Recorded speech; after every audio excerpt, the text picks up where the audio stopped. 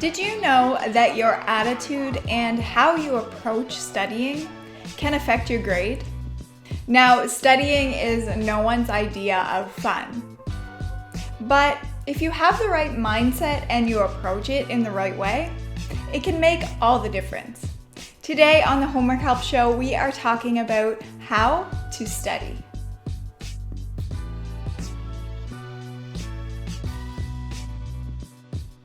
Hi guys, and welcome back to our channel. My name is Kathan and this is the Homework Help Show hosted by Homework Help Global.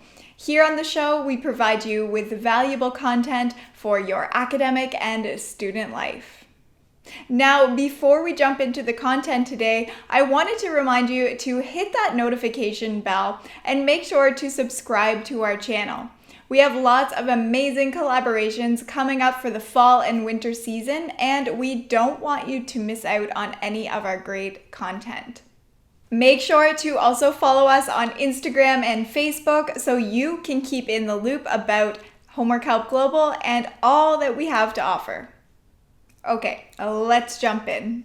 Tip number 1, make sure to get organized. Carry a small notebook and a planner with you at all times. Enter tests, assignments, events, projects right into your planner as soon as they are assigned or as soon as you learn about them. Keeping organized will give you a heads up when it comes to studying. Tip number 2, create a study environment that you enjoy. Now, I've mentioned this in a few of our other videos, but let me talk about it again because I think it is really important. Create a study environment that motivates you to study. You want to feel inspired when you sit down to study. So this might mean setting the mood with some music, some lo-fi study music. Maybe you light a candle, maybe you put on your diffuser or sit in a comfortable chair. In essence, you want to motivate yourself to study. Because studying is a difficult task, you want to be able to enjoy it as much as possible. Another suggestion is to decorate with art that really inspires you, or create a vision board so that it can remind you of your long-term goals when you're in the slog of studying for that big exam. Tip number 3. Use strategies like the Pomodoro Method. Now, this is one of my favorite study methods, and again, I've mentioned it a few times, but let's go over it. I think it can be really helpful, especially in October, November, when things are ramping up and you're studying for exams. So the Pomodoro Method is essentially, you set an alarm for 25 minutes. Sit down, work, study, then take a 5-minute break once the alarm goes off. After your 5-minute break, reset your alarm for another 25 minutes, and so on until you have completed 1 hour of study. Once you have completed your hour of study, then take a longer break. Take a 25 to 30-minute break. Get up, walk around, do some yoga, have a snack. Once you've completed your long break, go right back in and complete your 25 minutes again. Working in these 25-minute increments has been shown to increase motivation and productivity. Tip number 4, pay attention in class. Paying attention in class is essential to absorb all the information.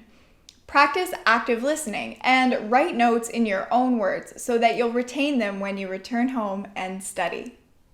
Avoid distractions at all costs. Put away your phone, turn off your computer, and make sure that no one's chatting around you. All of these distractions can lead to a failure to retain information. Now that was about pay attention in class. Tip number 5, avoid distractions at all costs. Distractions are everywhere. As I mentioned, they're on our cell phones, they're on our computers, they're around us with our friends talking.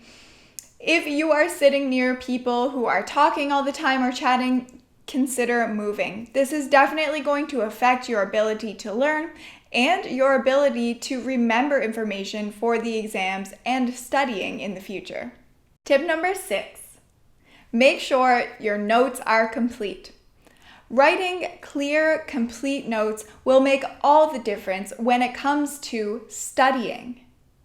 Writing clear, concise notes is going to help you to process the information that you're learning in the classroom. Write your notes in your own words, so when you go away and try to study when you're home, it will be easier for you to understand and for you to process. If you do miss a class or you have an appointment, make sure that you connect with a teacher or another student so that they can help you to fill out your notes and let you know of anything that you missed. Writing clear, concise notes and having a specific area for them will make all the difference when it comes to study time. Tip number 7, make use of practice exams. You know those tests at the end of a textbook or the chapter of a textbook? Have you ever done them? Well, those are there for a reason. Those are there to help you understand how much you know and how much more you need to study. Make use of those practice exams.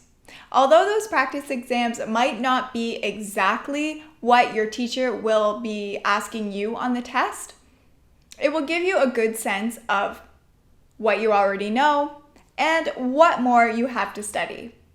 It is a great prep for your future exam. Tip number 8. Have a notebook there beside you while you are studying. Having a notebook on your desk while you're studying is very important. While you'll be making notes in your binder or in your textbook, have a notebook beside you to make note of any questions or concerns that come up while you're studying. In this way, you'll be able to take your notebook to your teacher and ask them specific questions. This will help you to remember to speak to your teacher and ask them all of the specific questions that you had during your study time. Tip number 9. Raise your hand and ask a question if you have one. We're all familiar with those review classes where the professor goes over everything that's going to be on the exam.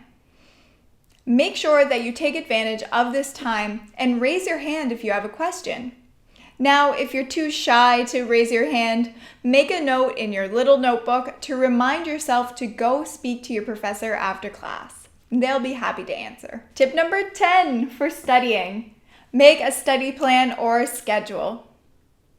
Look through your course material and decide what needs to be studied. What are the questions that are going to be on the test? What types of questions? And what information do you need to know? What chapters do you need to focus on? All of this information will help you to plan a specific study schedule.